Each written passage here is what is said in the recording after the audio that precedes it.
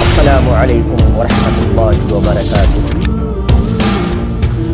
اللہ کے نبی صلی اللہ علیہ وسلم نے ارشاد فرمایا، تم زمین والوں پر رحم کرو، آسمان والا تم پر رحم کرے گا۔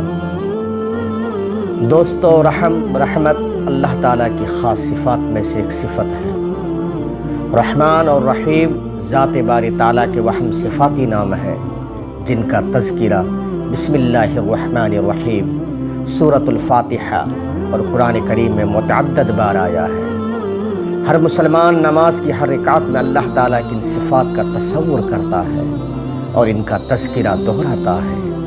مخلوق میں سے جس شخص میں اس صفت کا جتنا عکس اور اثر پایا جاتا ہے، وہ اتنا ہی اللہ تعالیٰ کی رحمت کا مستحق بن جاتا ہے، اور جس شخص میں رحم کا مادہ نہیں، سمجھ لے وہ اپنے آپ کو اللہ کی رحمت سے خود دور کر رہا ہے۔ رحم دلی کے حوالے سے خاتم النبیین حضرت محمد صلی اللہ علیہ وسلم کے فرامین مبارکہ بکثرت کتب حدیث میں موجود ہیں۔ ان میں سے چند ایک یہاں درج کیے جا رہے ہیں، آپ کو بتائے جا رہے ہیں، تاکہ تعلیمات نبوی کے مطابق ہم اپنی زندگیوں کو ایسا بنا سکیں جس سے اللہ تعالیٰ راضی ہو اور دونوں جہان کی کامیابی ہمیں نصیب ہو۔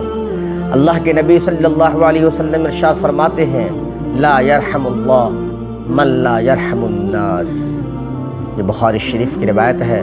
اللہ کے نبی صلی اللہ علیہ وسلم نے فرمایا، جن کے دلوں میں انسانیت کے لیے رحم نہیں، وہ لوگ اللہ کی رحمت سے محروم رہیں گے۔ ایک اور روایت میں اللہ کے نبی صلی اللہ علیہ وسلم ارشاد فرماتے ہیں، رحم دلی اور ترس کھانے والوں پر بڑی رحمت والا خدا رحم کرے گا۔